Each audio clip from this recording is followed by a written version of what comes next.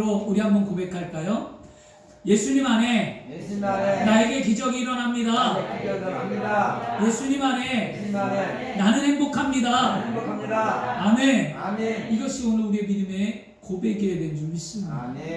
하나님을 믿음으로 하나님을 기쁘시게 하라고 했습니다. 하나님께 나가는 자는 그가 반드시 계신 것과 그를 찾는 자들에게 상 주심을 믿어야 할지니라고 성경은 우리에게 히브리서에게 분명히 말씀합니다. 오늘도 하나님 우리에게 좋은 것을 주실 거예요. 여러분의 위로가 되고 소망이 되고 여러분이 또 문제가 해결받고 또 내 마음이 굳은 마음이 깨어지고 변화가 되고 여러분이 비는 모든 소원 가운데 하나님이 함께 하시는 줄 믿습니다. 오늘은 12월 마지막 이제 2020년 마지막 성찬주일입니다. 그래서 성찬을 생각해보고 십자가를 생각해보고 복음이 무엇인지를 좀 생각해보길 원합니다. 그리고 우리가 예배 가운데 늘 하나님을 만나는 귀한 예배를 드리라고 말씀을 드렸습니다.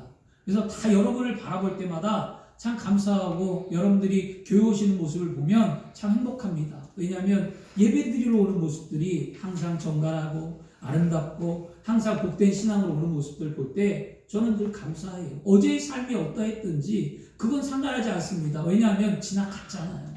지나가고 어제 내가 물론 죄를 범할 수도 있고요. 어제 그릇된 행동을 할 수 있고요. 어제 그리스도인으로 살지 못할 수도 있지만 그래도 다 딛고 일어나서 회개하는 마음으로 또 오늘 이 자리에 앉았잖아요. 하나님 그런 여러분을 기뻐 받아주는 줄 믿습니다. 예배를 회복하고 예배를 체험하라고 지난주 말씀드렸는데요. 제가 지난주에 저희 사모도 얘기를 했지만 지난주에 예배를 드리면서 이게 큰 거에도 물론 감동은 받아요, 사람은. 근데 저는 사소한 거에 이렇게 보여지는 거에 감동을 받아요. 그래서 어제 지난주 예배 드리는 모습 가운데 한 분을 딱 바라보면서 참 감동되었다 그런 마음이 들었습니다. 그 감동이 다 여러분이 주인공이 되시길 바랍니다. 누구 한 사람만 특정해서 얘기하는 건 아닌데 그래도 그런 모습을 볼 때 좀 감사하더라는 거지. 뭐냐면 우리 교회에서 가장 가까운 집사님이 계시죠? 집사님이 우리 교회에서 가장 가깝습니다. 엎어지면 코달 때 계시네. 그죠? 그잖아요. 엎어지면 코달 때 있는 분 잘 계세요.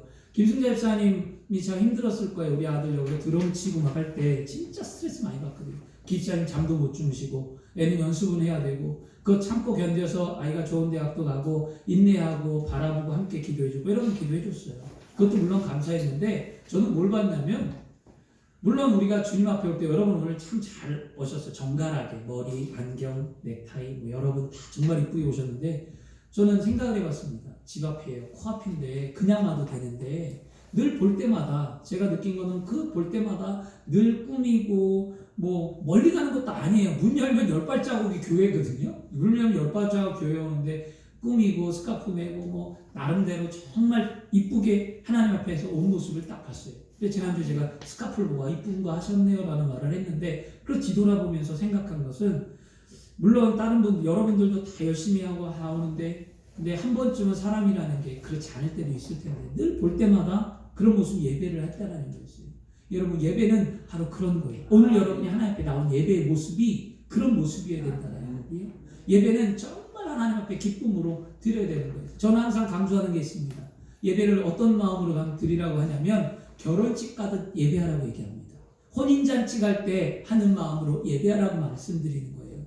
열처녀의 비유도 있고 여러분 혼인집에 갈 때 우리 그렇게 안 하고 가잖아요. 그것처럼 정말 정갈하게 여러분 가듯 그런 마음의 자세 물론 뭐 품위도 있고 옷대 보여주는 것도 있고 마음도 있고 다 있으면 좋죠. 근데 여러분 겉으로 드러나는 것을 통해 내 마음이 느껴진다는 거죠. 그러니까 여러분 그런 모습으로 예배했으면 좋겠습니다. 그래서 또 이제는 그렇게 예배가 회복되고요. 또 찬양으로 하나님께 은혜 받는 저와 여러분이 되셨으면 좋겠습니다. 자 오늘 여러분 창세기 말씀에 따라하겠습니다. 내가 어디 있느냐? 이 하나님의 질문이에요. 아무개야 너 어디 있느냐? 늘 우리에게 질문을 던져야 합니다. 내가 죄악 가운데 있을 때 하나님의 그 소리가 들려야 돼요. 아무개야 너 지금 뭐 하고 있냐? 아무개야 너 지금 뭐 하고 있냐? 저는 요즘에 그 말을 많이 들었어요. 제가 알바를 너무 많이 하고 다니니까 좀 성도들한테 죄송하긴 해요. 왜냐하면 어떤 집사님은 제 설교를 늘 녹음을 해요. 우리 김금환 집사님 늘 녹음해서 남편한테 들려주고 남편한테 준다고 하고 전 잘 몰랐어요. 근데 그 얘기를 딱 듣는 순간 마음이 털컥했어요. 왜냐? 제 자신이 찔린 거예요. 내가 진짜 최선을 다하고 있는가? 내가 진짜 한 영혼을 위해서, 성도의 한 영혼을 위해서 최선을 다해 말씀을 준비하는가? 내가 진짜 그 말씀으로 살리기 위해, 영혼을 살리는 생명의 말씀을 위해 내가 하고 있는가? 내 자신이 한 주간 동안 그 질문에 답을 내리기 위해 몸부림쳤던 게 이번 한 주간이었어요. 그러니까 내가 어디 있는가? 내가 지금 어디에 있지? 내가 세상에 있는가? 주님 안에 있는가? 내가 지금 어디에 있지? 주님 나 어떻게 할까요? 주님 나 지금 어떻게 할까요? 이런 물음을 가졌거든요. 그래서 저도 많이 반성했습니다. 그래서 더 열심히 기도하고 말씀 준비하고 영혼을 향한 삶을 기도해야 되겠다.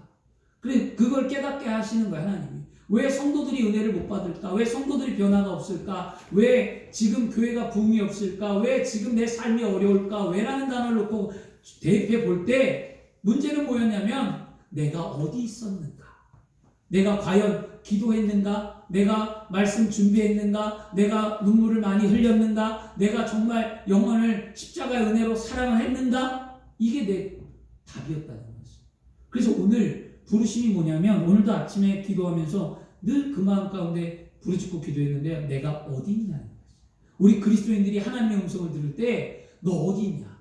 이거 꼭 기억하셔야만 합니다. 아멘. 그러면 어디 있냐라는 그 질문에 죄 가운데서 분명히 돌아설 수 있고요. 내가 정말 하나님의 영광 가운데 살아갈 수 있는 그리스도인이 될 수 있을 줄 믿습니다. 아멘. 오늘 말씀에 성경 읽으면 주제가 있고 여러 가지가 있잖아요. 오늘 창세기에 에덴에 하나님이 창조하셨고, 에덴을 창조하시고 아담과 하와가 나오고 뱀이 나오고 여러 가지 사건들이 있습니다.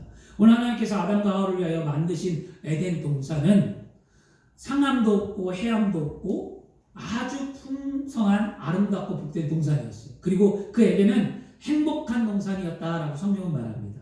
그런데 아담과 하와가 그 동산의 중앙에 있는 하나님의 주권, 선악이 뭐냐면, 그 우리가 생각하는 선악하면 우리 이미지 딱 떠오르죠. 뭘 떠오르죠? 사과를 떠올려요. 왜냐하면 전부 다 이 이미지 트레이닝이 어렸을 때 배운 말씀들이 다 보면 선악을 사과처럼 그려놨어요. 어떻게 할 수가 없으니까 나무인데 사과처럼 그려놔서 애들이 다 사과를 선악과라고 생각하고 유치부나 유년부나 다 그렇게 해요. 저도 어렸을 때 그렇게 배웠고요.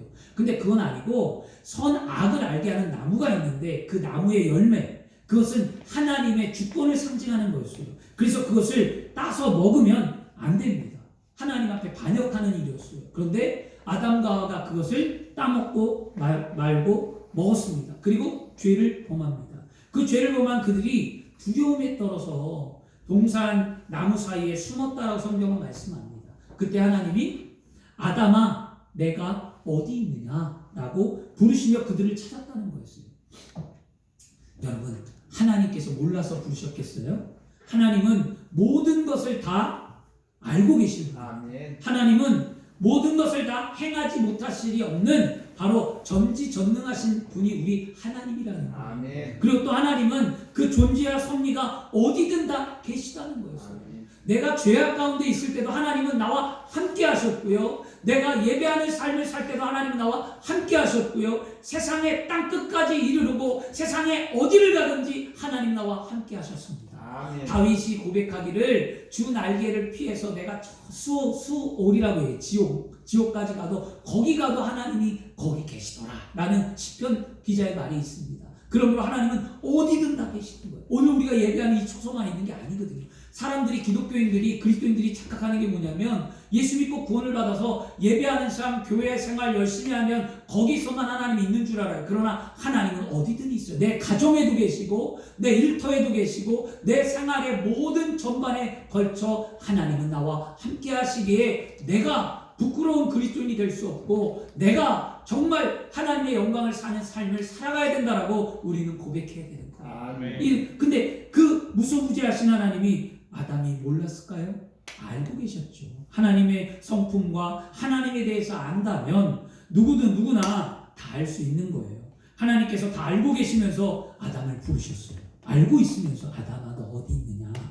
이 부르신 이유가 뭐냐면요, 아담을 통해서 죄를 짓고 난 후에 그 죄가 얼마나 너를 비참하게 만들고 그 죄가 얼마나 처절한 절망 가운데 있게 하며 그 죄가 얼마나 너를 무너뜨리는지 너 스스로 깨닫고 알게끔 하시기 위해 하나님은 아담을 부르셨어요. 뭐 나무, 동산, 숲에 부끄러움을 개의치 못해 숨었던 아담을 부르셨던 거예요.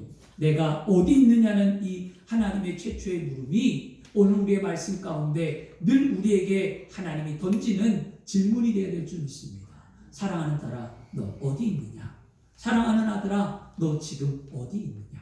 이 질문 기억하시길 바랍니다. 하나님의 부르심에 아담의 반응이 어떠했습니까? 3장 8절에 이렇게 말합니다. 야훼 하나님의 소리를 듣고 아담과 그의 아내가 야훼 하나님의 낯을 피하여 동산 나무 사이에 숨은지라 라고 말씀합니다. 숨었대요. 그 다음에 10절에 또 이렇게 말씀합니다. 내가 동산에서 하나님의 소리를 듣고 내가 벗었으므로 두려워하여 숨었나이다 라고 말합니다. 이처럼 죄는 하나님과 우리 사이를 갈라놓는 거예요. 죄는 하나님 앞에 내가 떳떳하게 설 수 없게 하는 게 죄라는 겁니다. 선악을 먹기 전에 언제나 하나님과 아담의 관계는 어땠습니까? 행복했어요. 그것을 뒷받침해주는 말씀이 2장이 그대로 나와요. 2장 18절과 19절에 이렇게 성경은 말합니다. 야훼 하나님이 이르시되 사람이 혼자 사는 것이 좋지 아니하니 내가 그를 위하여 돕는 배필을 지으리라 하시니라. 야훼 하나님이 흙으로 각종 들짐승과 공중의 각종 새를 지었고 아담이 무엇이라고 부르나 보시려고 그것들을 그에게로 이끌어 가시니 아담이 각 생물을 부르는 것이 곧 그의 이름이 되었더라라고 하십니다. 뭐 어떤 거예요? 하나님은 아담을 너무 사랑해서 아담이 혼자 있는 것이 외로워 보이고 독처하는 것이 혼자 사는 것이 안 되어 보여 하나님은 갈비뼈를 취해 아담을 향하여 하와를 만들어 주셨어요. 그렇죠? 하나님 그렇게 사랑하셨어요. 그리고 아담이 너무 심심하고 아담이 에덴에서 사는 모습이 그냥 안쓰러우니까 하나님이 또 동물들을 만들고 아담에게 뭐라고 이름을 짓는지 보고 아이고 아담아 참 잘 지었다 말하며 아담과 뭐 한 거예요? 소통하고 아담과 함께하며 행복했다라는 거예요. 한 번도 단절된 적이 없고 한 번도 끊어진 적이 없었다라는 거예요. 이게 에덴의 동산의 삶이었어요. 그런데 죄로 말미암아 선악을 먹고 난 이후에 이 모든 것들이 다 끊어지고 이 범죄함으로 말미암아 행복이 깨어지고 사라졌다라는 겁니다. 그런데 하나님은 어떤 하나님이시냐? 하나님은 좋으신 하나님이시다. 인간이 죄를 범했다고 해서 하나님이 너 죄를 범했구나 그래 벌을 받아라고 말씀하며 단번에 죄를 범하며 단번에 우리의 죄 때문에 우리를 심판하시는 그런 하나님이 아니라 하나님은 먼저 우리에게 회개할 기회를 주시는 좋으신 하나님을 믿어야 될 줄 믿습니다. 그래서 오늘 하나님이 아담을 부르십니다. 아담아 너 어디 있느냐? 그렇게 죄를 진 걸 알기에 회개할 기회를 줬는데 아담이 그 기회까지도 오늘 성경을 보니까 놓쳤습니다. 그러므로 여러분 하나님이 주시는 회개의 기회를 놓치지 않는 저와 여러분이 되어야 될 줄 믿습니다. 성경의 마지막 책이었던 요한계시록에 요한계시록 2장 21절 말씀에 내가 그에게 회개할 기회를 주었으되 라고 말씀합니다. 늘 하나님은 우리 인간을 향해 사랑과 하나님의 은총과 자비와 은혜는 뭐냐면 다 우리를 불쌍히 여겨서 기회를 꼭 준다는 거예요. 한 번의 기회를 다 줘요. 여러분 그 기회를 놓치지 않길 바랍니다. 그러므로 오늘 우리가 드려지는 지금 이 예배가 우리에게 하나님 앞에 내가 떳떳하게 쓸 수 있는 회개의 기회의 자리가 예배가 되어야 될 줄 믿습니다. 오늘 여러분 철저히 회개하세요. 세상으로 살았던 것, 아집을 부렸던 것, 순종하지 못했던 것, 심고 드리지 못했던 것, 세상을 원망했던 것, 내 삶을 고백하고 회개하십시오. 왜냐하면 2020년이 지나가요. 어떻게 살았냐고요. 정말 믿음대로 살았냐고요. 양심에 손을 얹고 내가 정말 하나님 앞에 온전한 삶을 살았는가? 그렇지 않았어요. 저도 마찬가지예요. 그렇지 않았어요. 그런데 하나님은 그런 우리들에게 오늘 내가 어디 있느냐라고 말하며 오늘 이 회개의 자리에 우리를 부르셔서 하나님은 좋은 것으로 또 우리에게 주시고 우리에게 만족함을 주시며 우리의 삶의 모든 것을 해결하고자 우리를 부르셨다는 거예요. 이게 우리가 감사해야 될 조건인 줄 믿습니다. 그래서 그 회개하는 하나님의 부르심에 귀 기울이고 그 음성을 듣고 오늘도 우리 입술을 열고 마음을 여는 귀한 시간이 되어야 될 줄 믿습니다. 하나님께서 아담을 부르신 이유는 다시 그에게 행복을 주고 죄를 용서해 주기 위해 부르셨습니다. 그런데 그때 아담이 만약 하나님 앞에 하나님 저는 하나님께 불순종한 죄로 인해 정죄의식 가운데 빠졌습니다. 저는 하나님 분리되었고 제 영혼은 죽었습니다. 하나님, 저는 제 죄로 말미암아 하나님을 볼 수 없게 되었고 버림받게 되었습니다. 하나님, 그런 저를 용서해 줄 수 있습니까? 용서해 주시기를 원합니다라고 그가 죄를 고백했더라면 다시 그는 에덴 동산에 살 수 있었을 거예요. 그런데 그가 그 기회를 놓쳤어요. 아담아, 내가 어디 있느냐는 하나님의 부르심에 그는 고백하지 아니하고 하나님 숨었어요라고 말하며 하나님 만든 하와 때문에 죄를 범했다라고 죄를 전가하고 말아버렸습니다.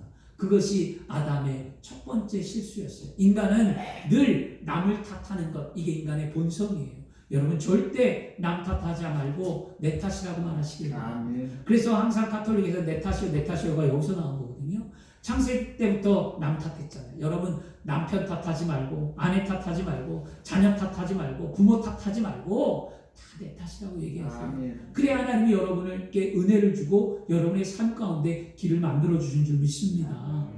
그리고 아담과 하와가 그 죄의 결과가 무엇이었습니까? 아담과 하와의 죄의 결과는 에덴에서 쫓겨났어요.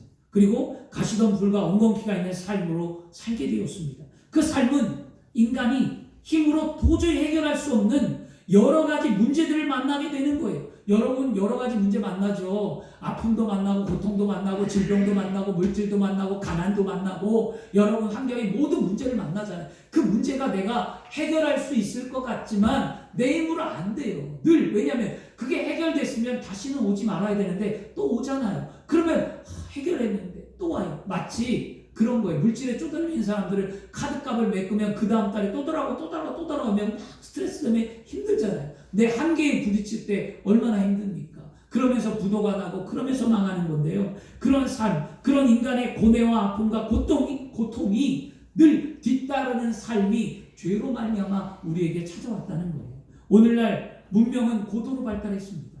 그리고 그 발달한 실상 아담의 후손으로 살아가는 인류는, 우리는 에덴 동산에서 쫓겨나 바로 아담과 똑같은 삶에 놓여 있다는 거였습니다.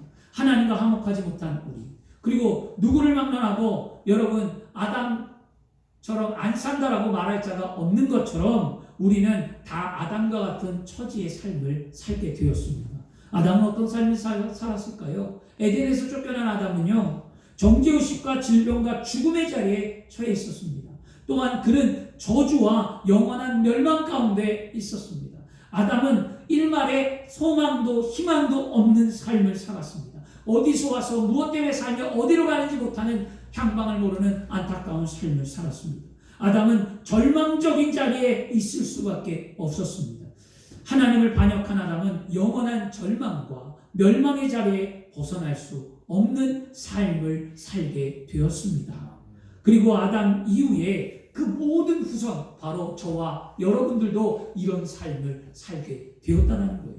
사람들이 이와 같은 처절한 삶의 자리에 벗어나기 위해 종교를 만들고 또 어떤 사람들은 과학과 문명을 내놓고 했지만 모두 소용이 없었다는 것이 오늘의 현실의 삶입니다. 그러나 이 문제를 해결하고자 늘 좌절하고만 있는 것이 아니라 이 문제를 해결해 주시고자 하나님은 우리 가운데 독생자 예수 그리스도를 보내주셨습니다. 그래서 우리는 예수를 믿음으로 이런 모든 문제에서 해결되는 줄 믿습니다. 그것이 십자가의 은혜입니다.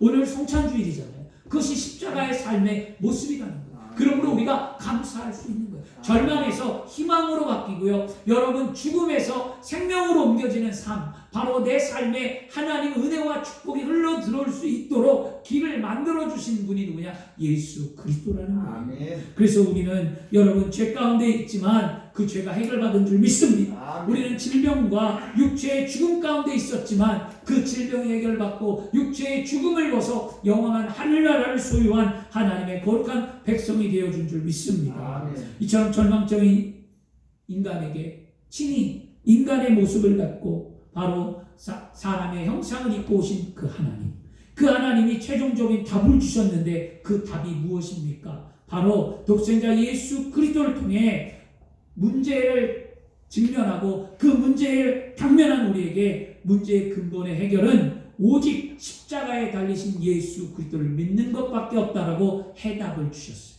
그래서 우리는 문제 해결자는 오직 예수 그리스도 한 분밖에 없습니다.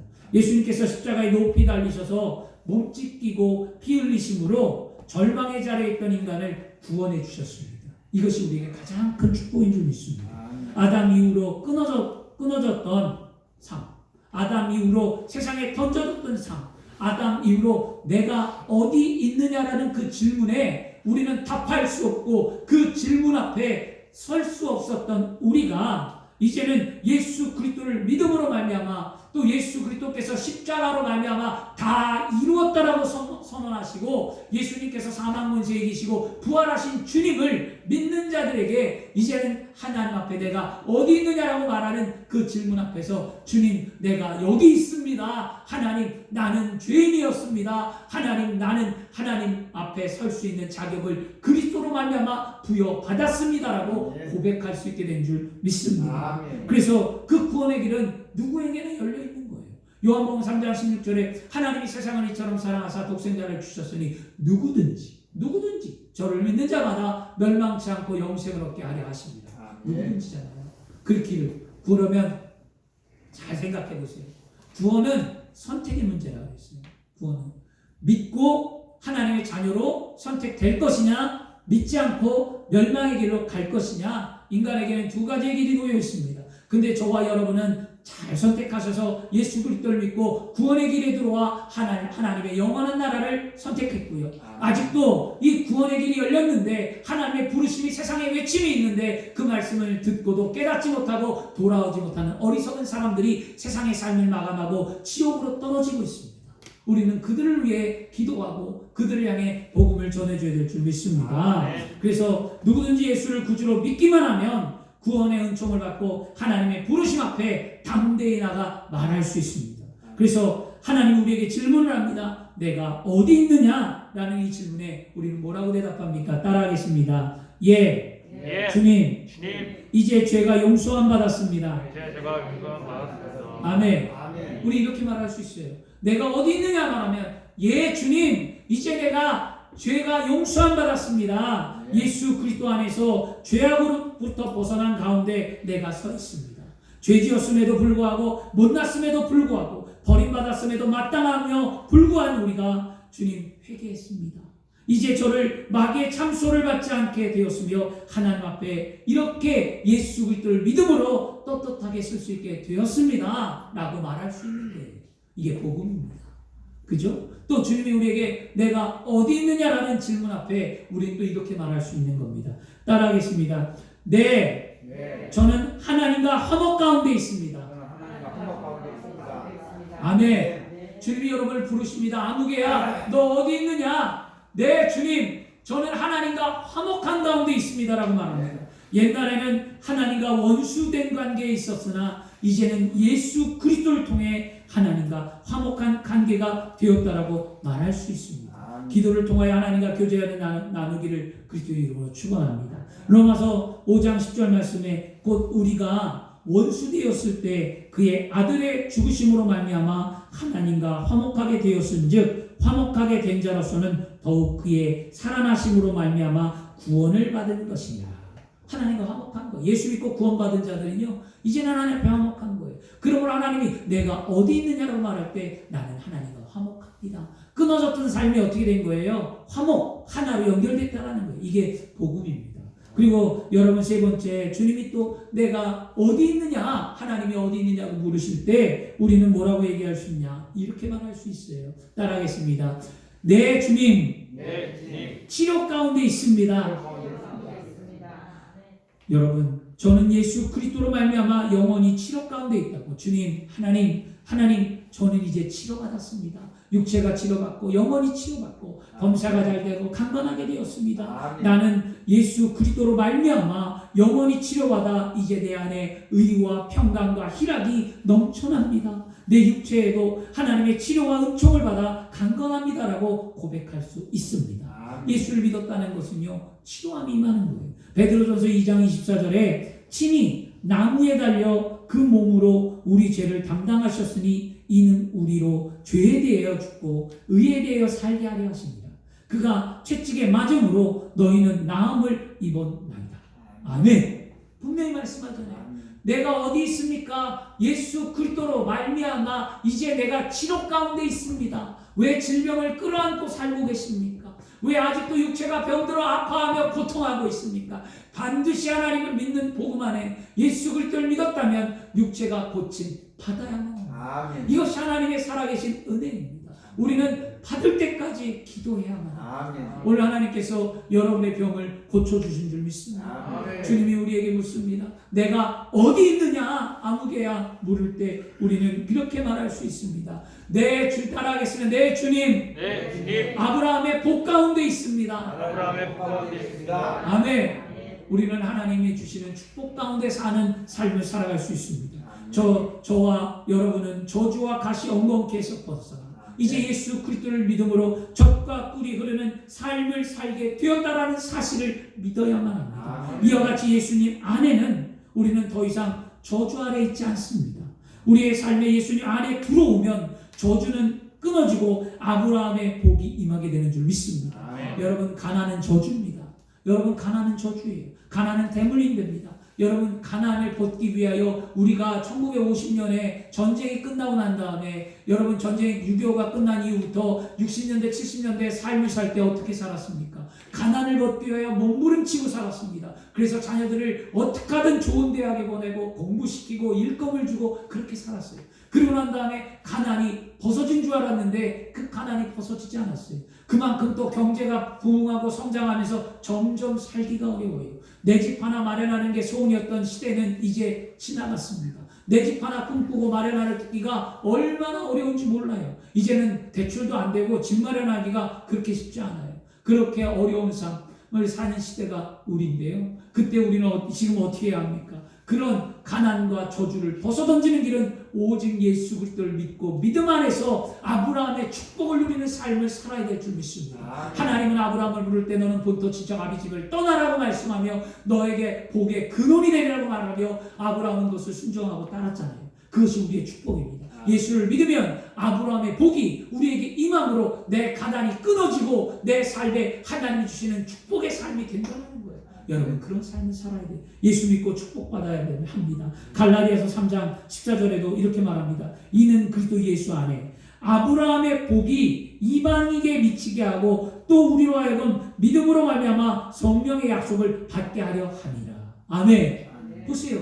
그냥 아브라함의 복이 그냥 임한다라고 말씀해주고 있잖아요. 아브라함의 복이 이방인들에게 임한다라고, 예수를 믿는 자들에게. 이것이 우리에게 말씀입니다. 그렇다면 하나님이 복의 근원이셨고 아브라함이 약속했던 그 축복이 오늘도 나에게 흘러 넘쳐나야 될 줄 믿습니다. 아멘. 저와 여러분은 그런 축복의 사람이 되어서 많은 사람들을 구제하고 많은 사람들을 이끄는 하나님의 사람이 되어야 될 줄 믿습니다. 아멘. 우리는 마지막으로 주님이 내가 어디 있냐는 그 하나님의 부르심 앞에 마지막으로 고백할 수 있는 건 뭐냐면 따라하겠습니다. 하나님, 나는 영생 가운데 있습니다. 나는 영생 가운데 있습니다. 아멘. 우리는 영생 가운데 있는 거예요. 영생 가운데. 예수 그리스도로 말미암아 죽음의 권세를 이기고 이제는 영원한 하늘나라 천국을 소유한 거룩한 백성이 된 삶을 산다라고 고백해야만 합니다. 여러분, 이 땅의 삶이 영원하지 않습니다.